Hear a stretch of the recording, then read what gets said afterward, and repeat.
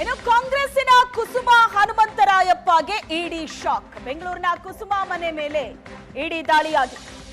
ಶಾಸಕ ವೀರೇಂದ್ರ ಮತ್ತು ಕುಸುಮ ಸಹೋದರನ ಮಧ್ಯೆ ವ್ಯವಹಾರ ಇತ್ತು. ಆ ಕಾರಣಕ್ಕಾಗಿ ಕುಸುಮ ಮನೆ ಮೇಲೂ ಕೂಡ ದಾಳಿಯಾಗಿದೆ. ಶಾಸಕ ವೀರೇಂದ್ರ ಮತ್ತು ಕುಸುಮ ಸೋದರನ ಮಧ್ಯೆ ವ್ಯವಹಾರ ಇತ್ತು ಅನ್ನೋ ಕಾರಣಕ್ಕಾಗಿ ಆ ಮಾಹಿತಿಯ ಮೇರೆಗೆ ಕುಸುಮ ಮನೆ ಮೇಲೂ ಕೂಡ ದಾಳಿ ನಡೆಸಿದ್ದಾರೆ ಅಧಿಕಾರಿಗಳು. ವೀರೇಂದ್ರ ಜೊತೆ ಕುಸುಮ ಸೋದರ ವ್ಯವಹಾರವನ್ನ ನಡೆಸ್ತಾ ಇದ್ರಂತೆ. ವಶಕ್ಕೆ ಪಡೆದು ವಿಚಾರಣೆ ನಡೆಸ್ತಾ ಇದ್ದಾರೆ ಇಡಿ ಅಧಿಕಾರಿಗಳು. ಕುಸುಮ ತಮ್ಮ ಅನಿಲ್ ಮನೆಯಲ್ಲೇ ಆತನನ್ನ ವಶಕ್ಕೆ ಪಡೆದು ಇಡಿ ವಿಚಾರಣೆ ನಡೆಸ್ತಾ ಇದ್ದಾರೆ. ಕುಸುಮ ಹನುಮಂತರಾಯಪ್ಪ ಅವರ ಮನೆ ಮೇಲೆ ಇಡಿ ನಡೆಸಿದಂತ ದಾಳಿ. ಕುಸುಮ ಹನುಮಂತರಾಯಪ್ಪ ಅವರ ತಮ್ಮ ಅನಿಲ್ ಶಾಸಕ ವೀರೇಂದ್ರ ಅವರ ಜೊತೆ ವ್ಯವಹಾರ ನಡೆಸ್ತಾ ಇದ್ರಂತೆ. ಆ ಕಾರಣಕ್ಕಾಗಿ ಕೆಸಿ ವೀರೇಂದ್ರ ಅವರ ಮನೆ ಮೇಲೆ ದಾಳಿ ನಡೆಯಿತು. ಅದರ ಮುಂದುವರೆದ ಭಾಗ ಇದು. ಕುಸುಮ ಸೋದರನ ಮನೆ ಮೇಲೂ ಕೂಡ ದಾಳಿಯಾಗಿದೆ.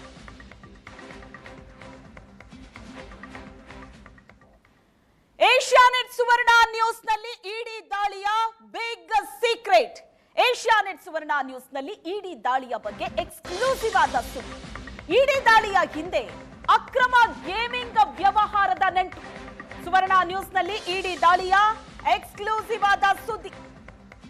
ಇಡಿ ದಾಳಿಯ ಹಿಂದೆ ಅಕ್ರಮ ಗೇಮಿಂಗ್ ವ್ಯವಹಾರದ ನಂಟು. ಇಡಿ ಅಧಿಕಾರಿಗಳು ಕಾಂಗ್ರೆಸ್ ಶಾಸಕರನ್ನ ಟಾರ್ಗೆಟ್ ಮಾಡಿದ್ಯಾಕೆ? ಕಾಂಗ್ರೆಸ್ ಶಾಸಕ ವೀರೇಂದ್ರ ಪಪ್ಪಿ ಅಕ್ರಮ ಗೇಮಿಂಗ್ ವ್ಯವಹಾರವನ್ನ ನಡೆಸ್ತಾ ಇದ್ರು. ನಿಷೇಧಿತ ಆಪ್ಗಳ ಮೂಲಕ ಅಕ್ರಮ ಲಾಭ ಮಾಡ್ತಾ ಇದ್ರು ವೀರೇಂದ್ರ ಜೊತೆ ಅಕ್ರಮ ವ್ಯವಹಾರ ಮಾಡ್ತಾ ಇದ್ದವರಿಗೂ ಕೂಡ ಈಗ ಬಿಸಿ ತಡ್ತಾ ಇದೆ.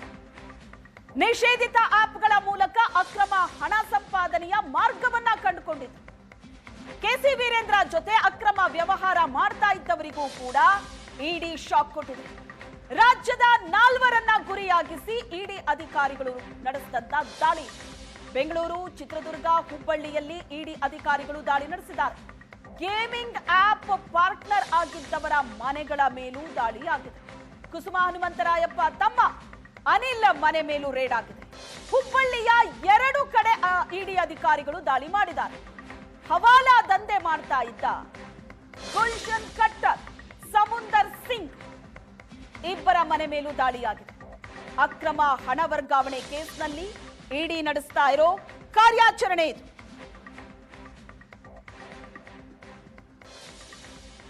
ಕುಸುಮ ಮನೆ ಮೇಲೆ ಕಾಂಗ್ರೆಸ್ಸಿನ ಶಾಸಕ ಕೆಸಿ ವೀರೇಂದ್ರ ಮನೆ ಮೇಲೆ ದಾಳಿಯಾಗಿದೆ. ಬೆಂಗಳೂರು, ಚಿತ್ರದುರ್ಗ, ಹುಬ್ಬಳ್ಳಿಯಲ್ಲಿ ಇಡಿ ಅಧಿಕಾರಿಗಳು ನಡೆಸಿದಂತಹ ದಾಳಿ ಇದು. ಹಾಗಾದ್ರೆ ಈ ದಾಳಿಯ ಹಿಂದಿನ ಕಾರಣ ಏನು ಅಂತ ನೋಡ್ತಾ ಹೋದ್ರೆ ಅಕ್ರಮ ಗೇಮಿಂಗ್ ವ್ಯವಹಾರದ ನಂಟು ತೆರೆದುಕೊಳ್ಳುತ್ತೆ. ನಿಷೇಧಿತ ಗೇಮಿಂಗ್ ಆಪ್ ಅನ್ನ ಬಳಸಿ ಕೋಟ್ಯಾಂತರ ಅಕ್ರಮ ವ್ಯವಹಾರವನ್ನ ನಡೆಸ್ತಾ ಇದೆ.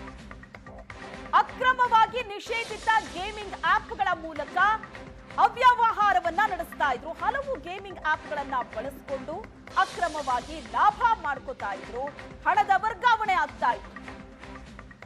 ಅಕ್ರಮ ಲಾಭ ಗಳಿಕೆ, ಅಕ್ರಮ ಹಣ ವರ್ಗಾವಣೆ ಕೇಸ್ನಲ್ಲಿ ಈಗ ಇಡಿ ನಡೆಸಿರುವಂತಹ ದಾಳಿ.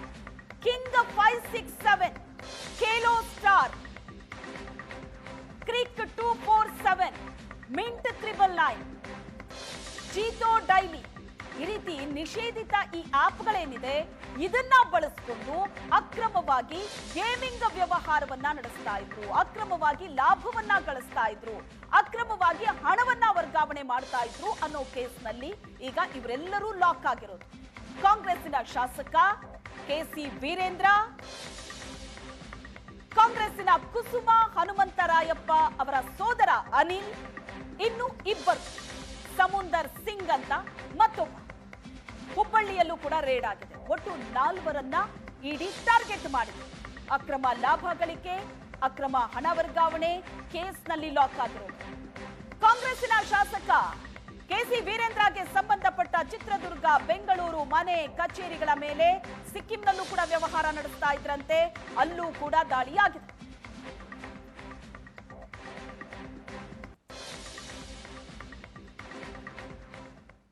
ಬಗ್ಗೆ ಹೆಚ್ಚಿನ ಡೀಟೇಲ್ಸ್ ಅನ್ನ ಕೊಡ್ತಾರೆ ನಮ್ಮ ಪ್ರತಿನಿಧಿ ರಮೇಶ್ ಇದ್ದಾರೆ ಸಂಪರ್ಕದಲ್ಲಿ. ರಮೇಶ್, 4 ಮಂದಿಯನ್ನ ಟಾರ್ಗೆಟ್ ಮಾಡಿ ಇಡಿ ನಡೆಸಿದಂತಹ ದಾಳಿ, ಕಾಂಗ್ರೆಸ್ಸಿನ ಶಾಸಕ, ಕಾಂಗ್ರೆಸ್ಸಿನ ಕುಸುಮಾ ಅವರ ಸೋದರ ಅನಿಲ್ ಮನೆ ಮೇಲೂ ಕೂಡ ದಾಳಿಯಾಗಿದೆ, ಹುಬ್ಬಳ್ಳಿಯ ಇನ್ನಿಬ್ಬರು.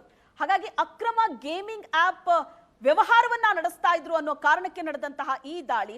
ಸೊ ಏನಂತ ದೂರುಗಳು ದಾಖಲಾಗಿತ್ತು, ಏನಂತ ಆರೋಪ ಇದೆ ಈ 4 ಮೇಲೆ, ಈಗ ಏನೆಲ್ಲ ದಾಖಲೆಗಳ ಪರಿಶೀಲನೆ ನಡೀತಾ ಇದೆ?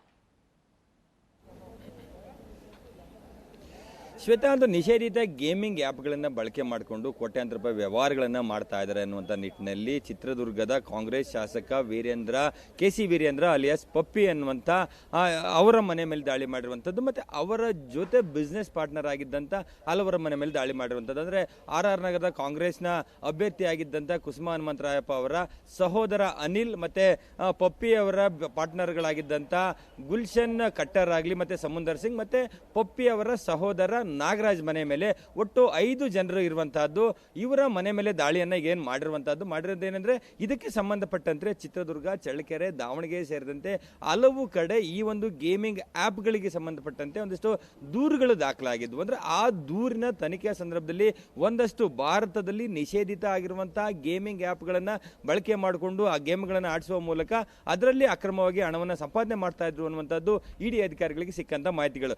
ಒಂದು ಕಡೆ ಇಲ್ಲಿ ಕೆಲವೊಂದಷ್ಟು ಗೇಮ್ಗಳಿಗೆ ಕಾನೂನಾತ್ಮಕ ಅವಕಾಶಗಳಿದ್ರೆ, ಮತ್ತೆ ಇವರು ಏನು ಗೇಮಿಂಗ್ ಆ್ಯಪ್ಗಳನ್ನು ನಡೆಸ್ತಾ ಇದ್ರು ಆ ಒಂದು ಗೇಮಿಂಗ್ ಆ್ಯಪ್ಗಳು ನಿಷೇಧಿತ ಆ್ಯಪ್ಗಳು ಅನ್ನುವಂಥದ್ದು ಕೂಡ ಇಡಿ ಮೂಲಗಳಿಂದ ಸಿಗ್ತಾ ಇರುವಂತಹ ಮಾಹಿತಿಗಳು. ಅಂದ್ರೆ ಈ ಒಂದು ಹಿನ್ನೆಲೆಯಲ್ಲಿ ಹಲವು ಎಫ್ಐಆರ್ಗಳಲ್ಲಿ ಬಂದಂತಹ ಒಂದಷ್ಟು ಮಾಹಿತಿಗಳೇನಿದೆ ಅದೆಲ್ಲವೂ ಕೂಡ ಇಲ್ಲಿ ಎಲ್ಲ ಒಂದು ಕಡೆ ಅಕ್ರಮವಾಗಿ ಗೇಮಿಂಗ್ ಆ್ಯಪ್ಗಳನ್ನು ಮಾಡ್ತಾ ಇದ್ದಾರೆ, ಅದರಲ್ಲಿ ಕೋಟ್ಯಾಂತರ ರೂಪಾಯಿ ಹಣವನ್ನು ಸಂಪಾದನೆ ಮಾಡ್ತಿದ್ದಾರೆ. ಆ ಹಣವನ್ನ ಒಂದ್ ಕಡೆ ಗೇಮಿಂಗ್ ಆ್ಯಪ್ ಅನ್ನು ಆಡಿಸ್ತಾ ಇರುವಂತದ್ದು ಒಂದು ಕಡೆ ಅಕ್ರಮ ಆದ್ರೆ, ಮತ್ತೊಂದು ಆ ಒಂದು ಗೇಮಿಂಗ್ ಆ್ಯಪ್ ನಲ್ಲಿ ಬಂದಂತ ಹಣವನ್ನ ಅಕ್ರಮವಾಗಿ ಬಳಕೆ ಮಾಡ್ಕೊಳ್ತಿದ್ದಾರೆ, ವರ್ಗಾವಣೆಗಳನ್ನ ಮಾಡಿದ್ದಾರೆ ಅನ್ನುವಂಥದ್ದು ಪ್ರಮುಖವಾಗಿರುವಂತಹ ಅಂದ್ರೆ ಆರೋಪವಿರುವಂಥದ್ದು. ಅದಕ್ಕೆ ಸಂಬಂಧಪಟ್ಟಂತೆ ಪಪ್ಪಿ ಅವರ ಚಿತ್ರದುರ್ಗ ನಿವಾಸ ಮತ್ತೆ ಚಳ್ಳಕೆರೆ ಅವರ ಮೂಲ ಆಗಿರುವಂತದ್ದು, ಚಳ್ಳಕೆರೆ ನಿವಾಸ ಮತ್ತೆ ಬೆಂಗಳೂರಿನ ಕ್ವೀನ್ಸ್ ರಸ್ತೆಯಲ್ಲಿರುವಂತಹ ಅವರ ಮನೆ ಮೇಲೆ ದಾಳಿ ನಡೆಸಲಾಗ್ತಾ ಇರುವಂತದ್ದು, ಮತ್ತೆ ಹುಬ್ಬಳ್ಳಿಯಲ್ಲಿ 2 ಕಡೆ ದಾಳಿ ನಡೀತಾ ಇದೆ, ಗೋವಾದಲ್ಲಿ ದಾಳಿ ನಡೀತಾ ಇದೆ, ಮತ್ತೆ ಸಿಕ್ಕಿಂನಲ್ಲಿಯೂ ಕೂಡ ವೀರೇಂದ್ರ ಪಪ್ಪಿ ಅವರ ಬಿಸ್ನೆಸ್ ಇದೆ, ಅಲ್ಲಿಯೂ ಕೂಡ ಕೆಲವೊಂದಷ್ಟು ಕೆಸಿನೋಗಳಲ್ಲಿ ಅವರ ಪಾರ್ಟ್ನರ್ಶಿಪ್ ಇದೆ ಅನ್ನುವಂಥ ಮಾಹಿತಿಗಳಿರುವಂತಹದ್ದು. ಇದಕ್ಕೆ ಸಂಬಂಧಪಟ್ಟಂತೆ ಇದಕ್ಕೆ ಎಲ್ಲ ರೀತಿಯಾದಂತಹ ಮಾಹಿತಿಗಳನ್ನು ಸಂಗ್ರಹ ಮಾಡಿಕೊಂಡು ಇಡಿ ಅಧಿಕಾರಿಗಳು ಇವತ್ತು ಬೆಳ್ಳಂಬೆಳಿಗ್ಗೆ ದಾಳಿ ಮಾಡುವಂಥ ಸಂದರ್ಭದಲ್ಲಿ ವೀರೇಂದ್ರ ಪಪ್ಪಿ ಎಲ್ಲಿದ್ದಾರೆ ಅಂತೇಳಿ ಅವರು ಹುಡುಕುವಂಥ ಸಂದರ್ಭದಲ್ಲಿ ಅವರ ಸಿಕ್ಕಿಂನಲ್ಲಿದ್ದಾನೆ, ಸಿಕ್ಕಿಂನ ಒಂದು ಹೋಟೆಲ್ನಲ್ಲಿ ಇದ್ದಾನೆ ಅನ್ನುವಂಥ ಮಾಹಿತಿಗಳು ಲಭ್ಯ ಆಗುತ್ತೆ. ಆ ಒಂದು ಹಿನ್ನೆಲೆಯಲ್ಲಿ ಹತ್ತಿರದ ಕೋಲ್ಕತ್ತಾದ ಸಿಬ್ಬಂದಿಗಳನ್ನ ಇಡಿ ಅಧಿಕಾರಿಗಳನ್ನ ಅಲ್ಲಿಗೆ ಕಳಿಸಿ ಅಲ್ಲಿ ಅವ್ರನ್ನ ವಶಕ್ಕೆ ಪಡೆದಿದ್ದಾರೆ ಅನ್ನುವಂಥ ಮಾಹಿತಿಗಳು ಇಡಿ ಮೂಲಗಳಿಂದ ಸ್ಪಷ್ಟವಾಗಿ ಸಿಗ್ತಾ ಇರುವಂತದ್ದು. ಮತ್ತೆ ಅವ್ರನ್ನ ವಶಕ್ಕೆ ಪಡೀಲಿಕ್ಕೆ ಕೂಡ ಈಗಾಗಲೇ ಬೆಂಗಳೂರಿನಿಂದ ಒಂದು ಇಡಿ ತಂಡ ಹೋಗಿದೆ ಅನ್ನುವಂಥದ್ದು. ಇದು ಒಂದು ಕಡೆ ಆದ್ರೆ, ಮತ್ತೊಂದು ಕಡೆ ಕುಸುಮಾ ಹನುಮಂತರಾಯಪ್ಪ ಅವರ ಸಹೋದರ ಅನಿಲ್ ಇದ್ದಾರೆ. ಅನಿಲ್ ಕೂಡ ವೀರೇಂದ್ರ ಪಪ್ಪಿ ಅವರ ಜೊತೆ ಗುರುತಿಸಿಕೊಂಡಿದ್ರು, ಮತ್ತೆ ಅವರ ಜೊತೆ ಈ ಒಂದು ಗೇಮಿಂಗ್ ಆ್ಯಪ್ಗಳಲ್ಲಿ ವ್ಯವಹಾರ ಇತ್ತು, ಪಾರ್ಟ್ನರ್ ಇದ್ರು ಅನ್ನುವಂಥ ಮಾಹಿತಿಗಳಿರುವಂಥದ್ದು. ಆ ಒಂದು ನೆಲೆಯಲ್ಲಿ ನಾಗರಬಾವಿಲಿರುವಂತಹ ಅವರ ಮನೆ ಮೇಲೆ ಈಗಾಗಲೇ ದಾಳಿ ಮಾಡಿರುವಂಥದ್ದು. ಅನಿಲ್ನನ್ನು ಕೂಡ ಇಡಿ ಅಧಿಕಾರಿಗಳು ವಶಕ್ಕೆ ಪಡೆದು ತನಿಖೆಯನ್ನ ಮಾಡ್ತಾ ಇದ್ದಾರೆ, ವಿಚಾರಣೆಯನ್ನ ಮಾಡ್ತಿದ್ದಾರೆ ಅಂತಂದ್ರೆ ಇವತ್ತಿನ ರೇಡ್ ಆಗುವ ಹೊತ್ತಿಗೆ ಅನಿಲ್ ಆಗಲಿ ಅಥವಾ ಪಪ್ಪಿ ಆಗಲಿ ಸಮುಂದರ್ ಸಿಂಗ್ ಆಗಲಿ ಇವ್ರನ್ನ ಅರೆಸ್ಟ್ ಮಾಡ್ಕೊಂಡು ಹೋಗ್ತಾರಾ ಅದು ಬಗ್ಗೆ ಒಂದಷ್ಟು ಇನ್ನೂ ಕ್ಲಾರಿಟಿ ಸಿಗಬೇಕಾಗಿರುವಂಥದ್ದು. ಆದರೆ ರೇಡ್ ಮಾಡುವಂಥ ಸಂದರ್ಭದಲ್ಲಿ ಯಾರನ್ನ ಗುರಿಯಾಗಿಸಿ ಇಡಿ ಅಧಿಕಾರಿಗಳು ರೇಡ್ ಅನ್ನ ಮಾಡ್ತಾರೆ ಅವರು ಆ ಸಂದರ್ಭದಲ್ಲಿ ವಶಕ್ಕಿರಬೇಕಾಗತ್ತೆ. ಅಲ್ಲಿ ಸಿಗುವಂತ ಒಂದಷ್ಟು ಕ್ಯಾಶ್ ಆಗಲಿ ಅಥವಾ ಬೇರೆ ಬೇರೆ ದಾಖಲೆಗಳಾಗಲಿ ಅದಕ್ಕೆ ಸಂಬಂಧಪಟ್ಟಂತೆ ಅವರು ಅಲ್ಲಿಯೇ ಕ್ಲಾರಿಫಿಕೇಶನ್ ಕೊಡಬೇಕಾಗುತ್ತೆ. ಹಾಗಾಗಿ ಅವ್ರನ್ನ ಒಂದು ರೀತಿ ಹೌಸ್ ಅರೆಸ್ಟ್ ರೀತಿ ಮಾಡಿಕೊಂಡು ಮಾಹಿತಿಗಳನ್ನ ಪಡ್ಕೊಳ್ತಾ ಇರುವಂಥದ್ದು. ಮತ್ತೆ ವೀರೇಂದ್ರ ಪಪ್ಪಿ ಅವ್ರನ್ನು ಕೂಡ ಈಗಾಗಲೇ ಸಿಕ್ಕಿಂನಿಂದ ಬೆಂಗಳೂರಿಗೆ ಕರೆತರಲಿಕ್ಕೆ ಏನೆಲ್ಲ ವ್ಯವಸ್ಥೆಗಳು ಬೇಕು ಅದನ್ನ ಇಡಿ ಅಧಿಕಾರಿಗಳು ಮಾಡಿದ್ದಾರೆ ಅನ್ನುವಂಥದ್ದು ಮಾಹಿತಿಗಳು ಸಿಗ್ತಾ ಇರುವಂಥದ್ದು.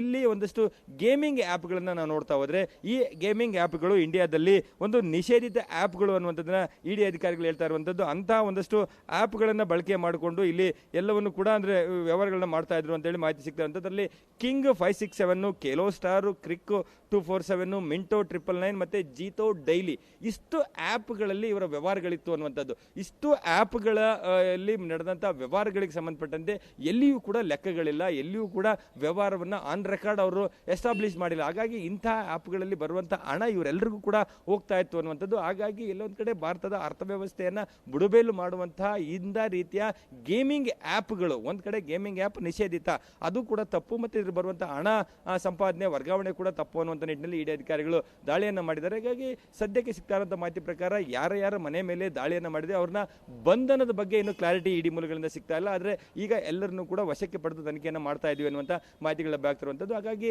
ಎಲ್ಲ ಒಂದ್ ಕಡೆ ಇದು ಕಾಂಗ್ರೆಸ್ನ ಶಾಸಕರನ್ನ ಗುರಿಯಾಗಿಸಿಕೊಂಡು ಉಪಯೋಗಿಸಿಕೊಂಡು ದಾಳಿ ಮಾಡಲಾಗ್ತಿದೆ ಅನ್ನುವಂಥ ಬೇರೆಯವರ ಏನೇ ಆರೋಪಗಳಿರ್ಬೋದು. ಆದರೆ ಇಡಿ ಅಧಿಕಾರಿಗಳಿರುವಂತಹದ್ದು ತನಿಖೆ ಮಾಡುವಂಥ ಸಂದರ್ಭದಲ್ಲಿ ಅಥವಾ ದಾಳಿ ಮಾಡುವ ಸಂದರ್ಭದಲ್ಲಿ ಅದಕ್ಕೆ ಪೂರ್ವ ನಿಗದಿತವಾಗಿ ಪ್ರೈಮಾ ಫೇಸಿ ಎಲ್ಲ ಎವಿಡೆನ್ಸ್ಗಳನ್ನ ಕಲೆ ಹಾಕಿಕೊಂಡು ಅದಕ್ಕೆ ಸಂಬಂಧಪಟ್ಟ ದಾಖಲೆಗಳಿಟ್ಟುಕೊಂಡು ದಾಳಿಯನ್ನು ಮಾಡ್ತಾರೆ. ಮತ್ತು ಅದಕ್ಕೆ ಸಂಬಂಧಪಟ್ಟಂತೆ ಹೆಚ್ಚುವರಿಯಾಗಿ ಏನು ದಾಖಲೆಗಳು ಸಿಗಬಹುದು ರೇಡ್ ಆದ ಸಂದರ್ಭದಲ್ಲಿ ಅದರ ಮಾಹಿತಿಗಳನ್ನು ಕಲೆ ಹಾಕುವಂಥದ್ದು ಮತ್ತು ಅವರು ವಿಚಾರಣೆಗೆ ಕರೆಯುವಂಥದ್ದು ಅಥವಾ ಅರೆಸ್ಟ್ ಮಾಡ್ತಾರೆ ಅಥವಾ ಅರೆಸ್ಟ್ ಮಾಡದೇ ಇದ್ರೆ ಅವ್ರನ್ನ ವಿಚಾರಣೆಗೆ ಬನ್ನಿ ಅಂತೇಳಿ ನೋಟಿಸ್ ಕೊಟ್ಟು ಹೋಗುವಂಥ ಸಾಧ್ಯತೆಗಳಿರ್ತದೆ. ಹಾಗಾಗಿ ಇವತ್ತಿನ ರೇಡ್ ಏನಿದೆ ಅದೆಲ್ಲ ಒಂದು ಕಡೆ ನಿಷೇಧಿತ ಆ್ಯಪ್ಗಳಲ್ಲಿ ಕೋಟಿ ಸಂಪಾದನೆ ಮಾಡಿದಂಥ ಕೋಟಿ ಕುಳಗಳಿಗೆ ಇಡಿ ಒಂದು ದೊಡ್ಡ ಮಟ್ಟದ ಇವತ್ತು ಶಾಕ್ ಕೊಟ್ಟಿರುವಂತಹದ್ದು. Shweta. Yes, thank you Ramesh ನಿಮ್ಮೆಲ್ಲ ಡೀಟೇಲ್ಸ್ಗೆ.